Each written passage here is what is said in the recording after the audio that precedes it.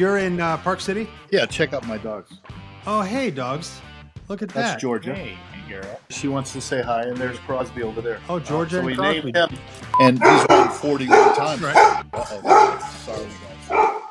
Well, I just heard my doorbell ring. Sorry. So The Grand Central Station there. Mike's a barrel of laughs, and so he'll just keep us in stitches. Thanks, Mike. Let's do it. I'll try to keep you on your toes, Mark.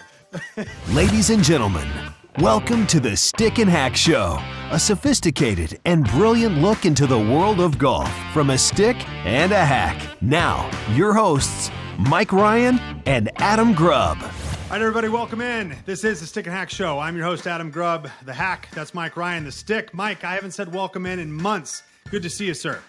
I know, man. I don't even know how to react to this. I feel like I'm going to be rusty and not know how to ask questions properly, or I'll stutter around here like a moron. So. Well, that will be the least of our worries if this thing goes through, because we have a huge guest today. We are back from the summer hiatus. This is episode 1, season 4, the debut episode here of season 4 of the Stick and Hack Show. It's good to be back with you. And we thought we would just kick things off at the highest possible level we could. Mark Meara is on the program today. Mike, let's talk about Mark Meara on the Stick and Hack Show. We are super excited to have him on here. PGA golfer, 2-time major winner, and Masters winner, Open champion. It's going to be a great conversation. He's got stories of a storied career that we're going to get to, but I think we're going to get into some things that he probably hasn't talked about in the past. Why wouldn't we? With the Stick and Hack Show, he's not going to get normal questions here, right, Mike? Well, no, we're not the run-of-the-mill podcast here. We try to challenge our guests. Yes, we absolutely do. Let's start with our first story, which is the Hall. Now, that is the pinnacle of every golfer's dream, but it really wasn't the pinnacle, and it wasn't anything anybody thought about for many years because there was no Hall. There was no Hall of Fame for golf. In sports, we normally measure success in terms of championships, trophies, rings, jackets, belts, etc. But in almost every sport, there exists a level of excellence that goes beyond sheer achievement and leads more towards immortality. In 1974, the Diamond Head Corporation, who had just bought the famed Pinehurst Resort a few years earlier for a little over $9 million, let that sink in for a second, established the World Golf Hall of Fame. Their inaugural class included legends like Hogan, Hagen, Sarazen, as well as more recent greats like the Big Three, Nicholas Palmer, and former Stick and Hack guest, Mr. Gary Player. Throughout the 80s, the PGA of America slowly took over management and then ownership of the Hall, and then in 1994, the World Golf Foundation was formed to help promote the sport and take over management of the Hall of Fame. Part of this meant a new hall in a new location. After nearly 25 years, the World Golf Hall of Fame moved in 1998 from Pinehurst, North Carolina, to its current home in St. Augustine, Florida. And if you've never been there, do yourself a favor. It is an incredible, incredible space. The next big change came in 2014 when a new selection process was announced for induction to the Hall. First off, inductions would now only occur every other year. Those chosen in fall of 2014 would be inducted in 2015, with the next induction coming in 2017. They tweaked the age and win requirements for consideration to the Hall, but the overhaul also replaced a much larger pool of voters with a nominating committee and a selection committee, and also created 4 fields under which someone could be nominated: male player, female player, veteran, and lifetime achievement. Each nominating class would include 5 male and 5 female competitors nominated under those categories, and 3 additional nominees for both the lifetime achievement and veterans categories. For someone to get in, they needed 75% of the vote from the newly formed committee. The first co-chairs for the selection committee were Nancy Lopez, Annika Sorenstam, Arnold Palmer, and Gary Player. Wow. Yeah. Exactly. Mr. Palmer saying about the change, "This is a great step for the Hall of Fame. I was honored to be part of the first Hall of Fame class 40 years ago in 1974. It'll be a privilege to serve on the selection committee with Nancy, Annika, and Gary for the class of 2015. So why are we talking about the World Golf Hall of Fame, Mike, and these changes? Because a member of that class, selected by a curated group of golf legends and contributors, the first class under the new Hall of Fame, is today's guest. He won the 1979 California State Amateur, Southwest Amateur, Mexican Amateur, and the U.S. Amateur, where he soundly defeated the defending champion John Cook 8-7. Sounds like a battle with me. 8-7 in the finals, navigating a field that included Fred Couples, Scott Hoke, Payne Stewart, Bob Tway, Bobby Clampett, and Be the Right Club today, Hal Sutton. 1998, at the age of 41, he won the Masters and the Open Championship, along with the PGA and PGA Tour Player of the Year awards. He's played on and was victorious on multiple Ryder Cup and President's Cup teams, and in 2015, Marco Meara was part of the first new class in the World Golf Hall of Fame, where he now sits on the nominating committee. My God, is it good to see you. Marco Meara on the Stick and Hack and Show. Mark, how are you, sir? I'm great, Adam. Thanks you guys for having me on. I appreciate it. It is our pleasure. Mike, I would say, how does this look? How does this sound? But I think we know the answer. You're pumped, yes? I'm speechless as usual. So, I just let you run things, Adam, and then I'm just kind of here. I'm along for the ride. Well, that's not new information. We're all well aware of that. Mike, we'll let everyone in on a little secret. We did get a little chance to see his trophy case just a second ago. Yes. We'll put that on as a separate piece to the YouTube channel for Stick and Hack and stickandhack.com, because it is a remarkable piece of trophy and hardware, an incredible bookcase right there in his home. Mark, in the past when we read our guest bios and their accomplishments, they have a sly grin on their face because they have forgotten most of the things that they've accomplished in their career. Is that the case with you? Is it cool to hear it again as I went through that list? I think it is, Adam. I certainly realize that, now at 64 years of age, playing professional golf for 41 years, sometimes all of us, we don't take accountability of kind of what's transpired in our life. And it's flattering, it's humbling, to hear you speak of some of the things that have happened in my life. And I feel so fortunate. And sometimes, you just should take a step back and realize that, take accountability of what's happened in your life. Mark, back in 1998, was somebody's age on tour, and specifically when they won, as big of a deal as it is today?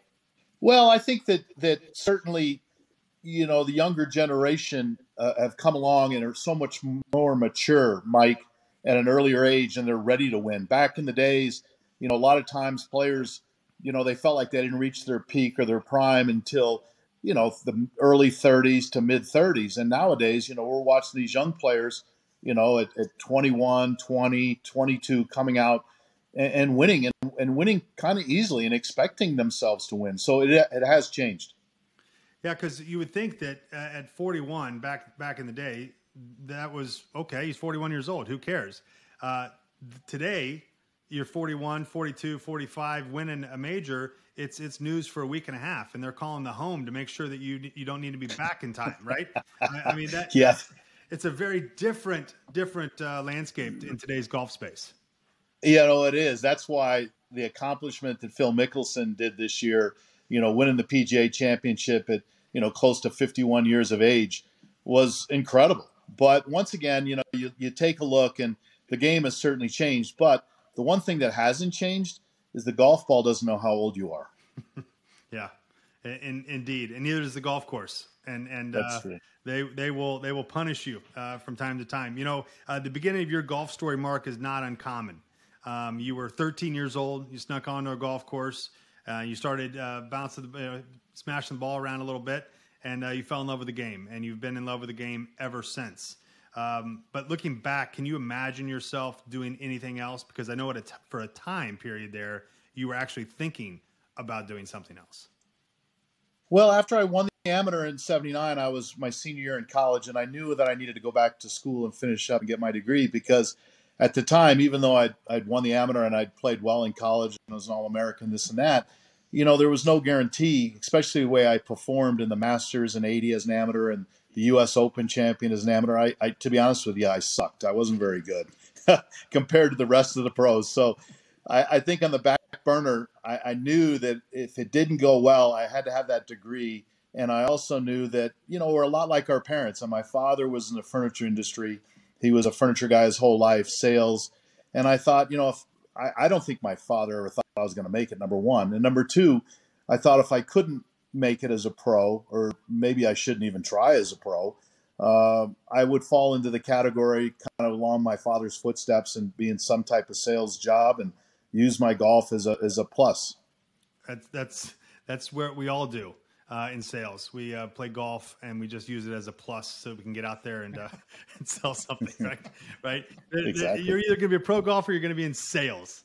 Those are the only two routes that we're going to be down your path. Do you remember the first time you snuck onto the golf course and started caddying for people, and those early days? Because I know Mike and I've talked about this so many times. Mike grew up on a course.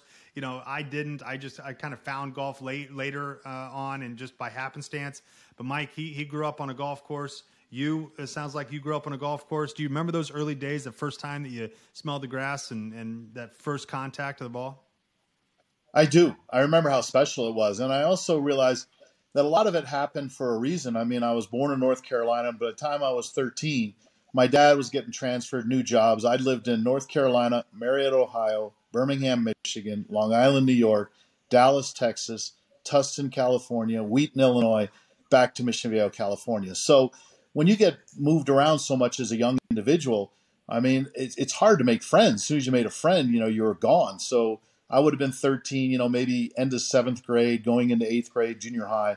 And when we moved into Mission Viejo, back to Southern California for the second time, the golf course was right down there. And I didn't really play golf before that. We lived on a golf course. My dad played, but, I don't know what happened. To be honest with you, Adam and Mike, I just took my mom's clubs, which I didn't have any clubs. I took my mom's clubs and I kind of hiked down the hill and started whacking balls and fell in love with it and just tried not to get in the way, because that would have been in like 69. A lot of kids weren't really hanging out at the golf course, but luckily I became friends with my neighbor who played golf, and he was about my age, a year older.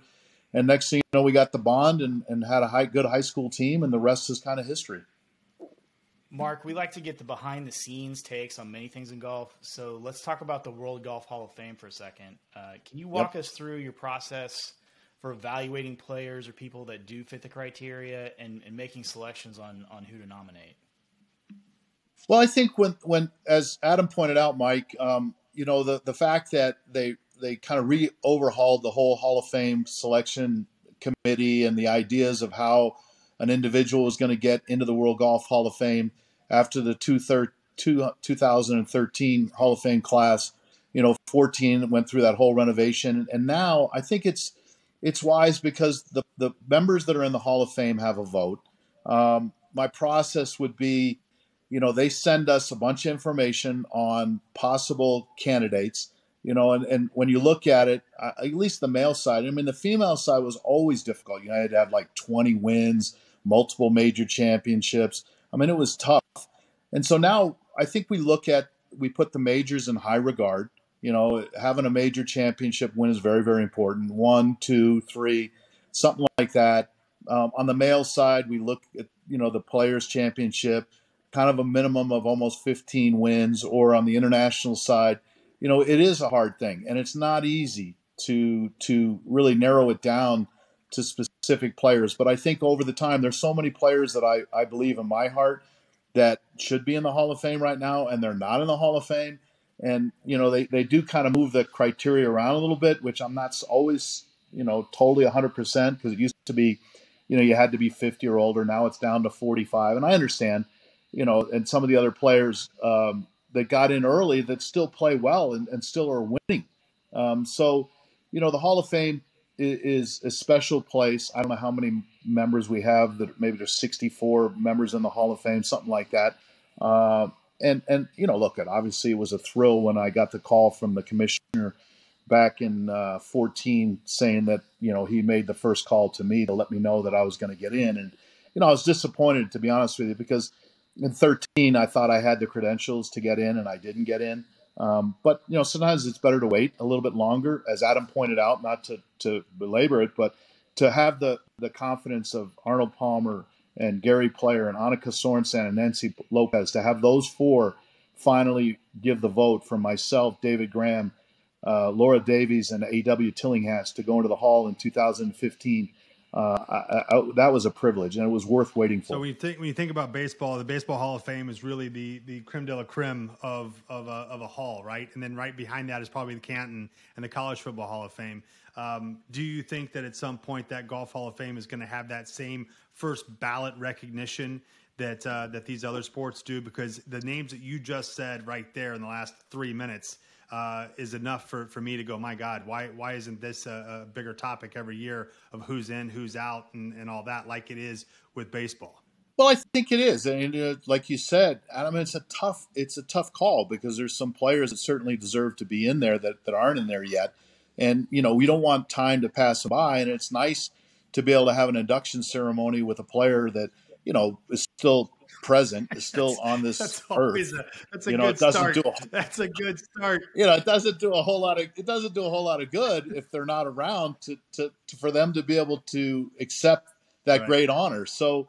I think we're moving in the right direction, and I think golf is definitely growing. I mean, the impact that Tiger Woods had on the game has been tremendous. And so, more and more, I think, over the years, and the fact that it's once every 2 years instead of every year is going to make it more special. Yeah, that's a good point. You were a member of two of the most memorable Ryder Cup teams in history, with the War on the Shore in 91 and the Miracle at Brookline in 99. I'm sure every minute of those days are etched in your memory, and if not, they replay it every Ryder Cup year. Those years. Take us back there, if you could, and what that experience was like, and what you remember about it, and some of those stories that our listeners would go, "Holy cow! I can't." This is a firsthand account of both of those classics. Well, I can honestly say in the 5 Ryder Cup teams I played on luckily 2 winning teams. I played on 2 losing teams, and I played on 1 tying team. So I got to see, everything. Sorry about that, you guys. But I got to see it all with the Ryder Cup. And like you said, in 91 at Kiowa, and then 99 at Brookline, there were 2, well, certainly 91, the Kiowa won the War of the Shore. The media got behind it pretty big time. And I know that one of the experiences I had, Paul Azinger and I played Nick Faldo, and I think it was either David Guilford. I think that's who it was. And, Zinger and Payne Stewart were so passionate about the Ryder Cup. And, like Seve Ballesteros and Nick Faldo and some of the Europeans were so passionate on their side. And me, I'm just trying not to get in the way. And I think we waxed, Faldo and Ilford or whoever. I can't remember if it was he or Rod. But anyways, we beat them like 6-5 or something like that in the alternate shot. And I just remember that Zinger was just so fired up and so jacked. And, then we watched what happened. It came down to the last putt in the last group on the last hole to decide that Ryder Cup in 91 at Kiowa. And it was obviously Bernard Langer and Hale Irwin. And Langer stood over a 6-foot putt that if he makes it, they win the Ryder Cup. If he misses it, the United States wins the Ryder Cup. And we're all sitting there, and I'm thinking to myself when he was over it, because I'm friends with Bernard Langer, and I respect him tremendously. I just don't know that anybody should have to have that pressure put on themselves. And there he was. And unfortunately, he missed it, and it was fortunate for our side because we won. And I was happy, but I was also like, wow. I mean, that's a brutal way to end it. But we all witnessed it and saw it. As a competitor, you were able to put yourself in his shoes instantly. That's crazy that you were able to see that. There's pressure putts all over the place, but there's nothing. Now, granted, Mark, I've never played in a Ryder Cup. You might find that surprising. Trust me, Adam, you'd be very nervous. You probably hit it off the first tee. I don't know about it. It would not go well. I can just tell you right now, it would not go well. You've seen it. Huh? Yeah. So I'm not thinking with my partner. That's smart. That's another smart choice on your side. But thinking about the Ryder Cup and just that pressure is magnified by any Masters, by any other major, and there's no money. There's no placement. There's just this country pride. Still baffles me to this day how that feels. And you being part of 5 of them. Anybody who came to you for advice has in the years say, hey, how did you deal with the pressure? How do you deal with the Ryder Cup stuff? What do you tell them? Well, I think I tell them, listen, the thing is golf's really not a team sport. And that's why it takes a player out of his element. All of a sudden you're thrusted into this team atmosphere where, it's not just about you. If you play poorly, you feel like you let your teammates down, their spouses or girlfriends down, your captain down, your country down. So that's what, brings the pressure to the ultimate level. And I just I would tell a young player, look, you're win, lose, or draw. your career is not always going to be defined. It could be defined by what happens at a Ryder Cup, but I look at what I'm proud of is that I qualified for 5 teams, number one, and that's a great honor in itself, just to qualify for one of the teams, and then to go and just realize, what, golf is a very fickle, funny game, and sometimes it's not always about winning and losing, but it's kind of about how you conduct yourself out there on the course, and if you give it your best and give it all you got, sometimes you're going to lose. And that's just part of the game. In fact, we lose a lot. And so, just take the experience and go with it and give it your best effort. That's all you can do out there on the course, especially in a team major winner atmosphere. Mark meara is the guest here on the Stick and Hack Show. Mark, in your off time from the Champions Tour, you are, at least from what our research tells us, an avid fly fisherman. Which is more relaxing for you today, golf or fishing? Fishing, for sure. I mean, it's a no-brainer. It's either, I'm a big outdoor guy, Mike. I'm a huge snowmobiler in the wintertime. That's why, we have our place up here in Park City.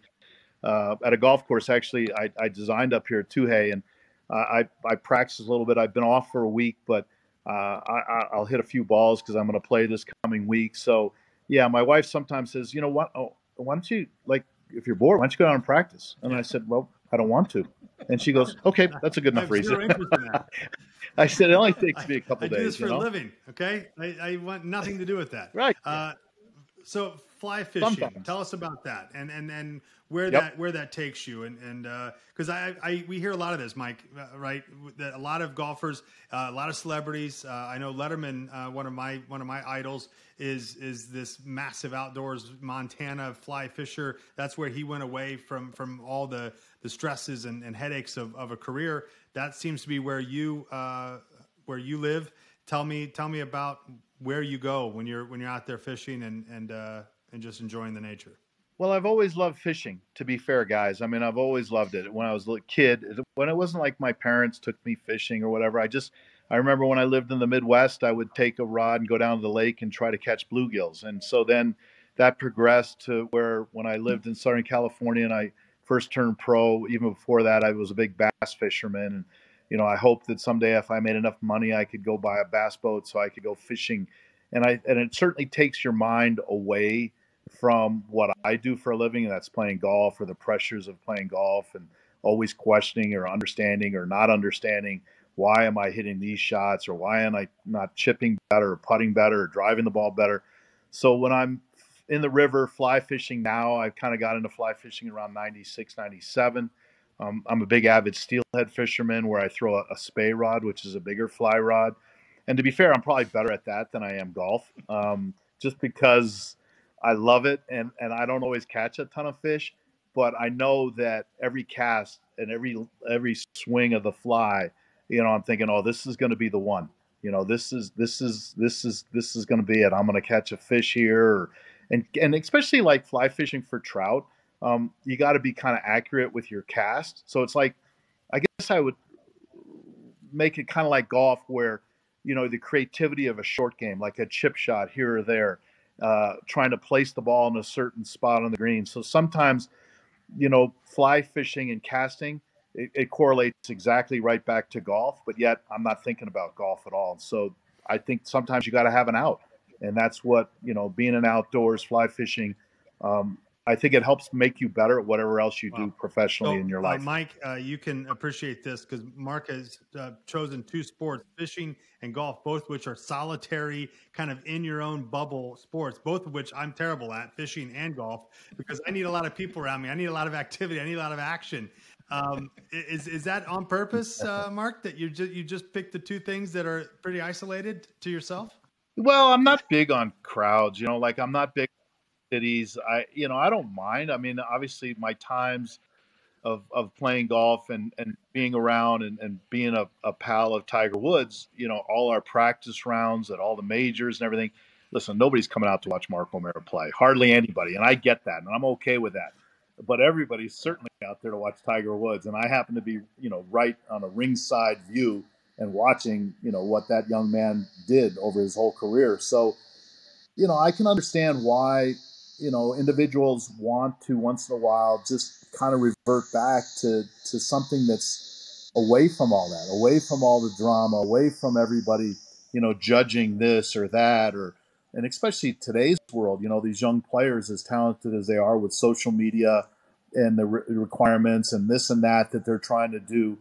Back in our day, you guys are still young, but I'm an old guy, and we didn't have that. I don't do a lot of social media. I don't care if people know or don't know what I'm doing, but yet I love sharing those opportunities. So let's talk about when the I Champions have Tour the here real chance. quick. Mike and I had the opportunity to go to an event at Firestone this past over the summer during our Mike and Adam summer hiatus, where I worked on my golf game, and Mike just continued to be a +1 handicap. So good for him. But we went there and we had such a great experience because the guys were so hospitable. They were so pleasant. They looked like they were having fun, but yet they were grinding. I mean, it was a pretty big tournament. It was a PGA championship there at Firestone. Every person that we've talked to that's on that tour have just said how the brotherhood there and the camaraderie and the fraternity that is the Champions Tour is the reason that people were so excited to get to that tour and get done with the grind of the PGA and get them to the Champions Tour just so they can enjoy golf and their buddies. Do you feel the same way as you continue on here at the Champions Tour? I do, because there's no other sport, to be honest with you guys, that's similar to ours. What professional sport do you see somebody playing for 41 years and still, competitive? I mean, like you said, you guys were there at the senior players at Firestone, and you look at the field there, and you got a lot of Hall of Famers. You got guys that have performed, for a long period of time. And you look at a player like Bernard Langer, who's basically my age, who just turned 64, and he's won 41 times. Right. Sorry, guys. All good. Sorry. This is what happens when we do a little podcast at home. The dog's riled up. But you look at Bernard Langer, 41 wins on the Champions Tour. I mean, it's incredible. I mean, so yeah, the guys are still very, very good. They're still competitive, but we also come from the era that, we didn't play for much money back then, in the early days on the PGA Tour. So it's come a long way for sure. Who are some of your favorite people in your career that have not just made you a better player, but they perhaps have made you a better person? Well, I just heard my doorbell ring. Sorry, so this Grand is Central Station there, happens. Mark. I thought you were living in the middle of the mountains there. It seems to be downtown. No, well, there is nobody really up here, but unfortunately, these guys, sometimes these things happen. But the people that really had an impact on me were obviously my mother and my father, but certainly Arnold Palmer. The great Arnold Palmer, Jack Nicklaus, who I grew up idolizing. No one's greater than that. I mean, those guys have done such a super job in setting the stage for somebody like me to come along. And then, hopefully this new generation, sees that. And I think they do. They understand the responsibility going forward that they have to carry the torch now. All right, let's play a game. This is a game called In or Out, and we do this at the end of every show. This is our threesome right here. Mark Meara, Mike Ryan, and Adam Grubb, three people you never probably thought you'd ever hear in the same sentence. Now we're going to bring in a fourth person to our foursome here, and we have to vote if they're in or out, okay? Okay. And you're going to go first, and then Mike, and then me, all right? And the topic and the category of in or out this time is famous marks. Huh? Famous marks. Yeah, that's your first name. Very original, Adam. Thank you, Mike. I appreciate it. Famous marks. All right, here we go. So it's just a simple in or out. Mark Wahlberg. In. He's in for me. He's a huge golfer, too. Yeah, he's out for me because he'd want to do it like 5 a.m. or something ridiculous. Because doesn't he get up like 3 in the morning? I got to drink three protein shakes before I go play golf. No, pass. Mark Twain. In. Mark Ruffalo. Out. I think he's in. He's out. He's out for me. Okay. He's a little. He doesn't. Mark doesn't even know who he is. That's why he's out. He's Incredible Hulk. He was in Spotlight. He's an actor. Yeah. Well, that's how much I follow all this. But the Incredible Hulk's impressive, but still, he'd hit it by me, so he's out. Mark Cuban. Out. Out. Yeah. Out. I think that's a 3 for 3 there. Out. Now he would pay for it, and we'd probably get to be at a really nice course. So I don't know. That probably is true. Something to think about. But we might be able to make some money off him. So yeah, we might have to. True. He might have some good insight. If it's best ball, we will. Yeah. For sure. Mark Zuckerberg. Nah, out. He's out. Out. I don't even know why he's on here. Yeah. Mark Harmon. In. Do you know him? I know who he is. Okay. I'm in. He's in in. for me. Yeah, I like Mark Carmen. Out. Yeah. I have no interest in NCIS or Mark Harmon. You might find your game with him, Adam. Maybe I could. Maybe I'm not giving these guys enough credit. Mark Maron. I'm going to say out. Out for you say out, Mike? Yeah. Yeah. I'm going to say in just to be a contrarian, but also I think it'd be fun. He'd probably play 5 holes and quit. Yeah, I was going to say he doesn't seem like he'd be much interested in golf. No, he seems rather gruff and just kind of pissy. So I think that'd be fun for a few holes, and then we'd send him on his way. Mark Messier. Yes, in for sure. In. Mark McGrath. Ugh. He's the lead singer of Sugar Ray. Out. Yeah. He's out. Yeah, he's out. He's out for so many reasons. And the reason I have Mark McGrath on here is because his song was very popular. His record was very popular when you were winning the Masters and the Open. That was his couple years. Plus, he tried to hit on my. Well, he didn't try. He hit on my girlfriend at a concert. Different story, for a different show. He's out. Thank you. He's out. Last one here, Mark Hamill. In or out? Famous Marks. Mark Hamill. Yeah, it's in. In. Out. Here's why. You always have different. Well, Adam. here's why. Because he'd want to talk about Star Wars the entire time, I can assume, and I've never seen it. Well, that's because you're young. I'm dumb. Did you say I'm dumb or young? Young. You're too young. You're not dumb. I would never say you're dumb. Well, you guys are too smart. Look at the show, how good it is. Thank you. So you're obviously very, very smart. I've never seen Shawshank Redemption. I've never seen Shawshank Redemption. I've never seen great movie that is. Yeah. No, it's a great movie. I've never seen a single solitary second of Star Wars. So the last thing I want to do is spend 4.5 hours with somebody who's in it. That I can tell you as a fact. All right, there we go, everybody. Stick and Hack Show, quite possibly the greatest golf show in the world, from the greatest golf club in the world without the course. That's Mark O'Meara. My thanks to you, sir. An incredible program. Mike Ryan, it's good to be back. It's good to see you again. Here, season 4 kicks off with a bang. I don't know where we go from here. We're going to need some help from Mark getting us guests because from the World Golf Hall of Fame, because we're starting off on a bang here. So, Mark, thank you. Good luck the rest of the year, and hopefully we'll come out there to Utah soon and play some golf. You can come out and play golf and wet a line. Both you guys are always welcome. I appreciate it. Thanks, buddy. So much. Thanks, Adam. Thanks, Mike. Mark. Bye-bye. Appreciate it so much. Bye-bye.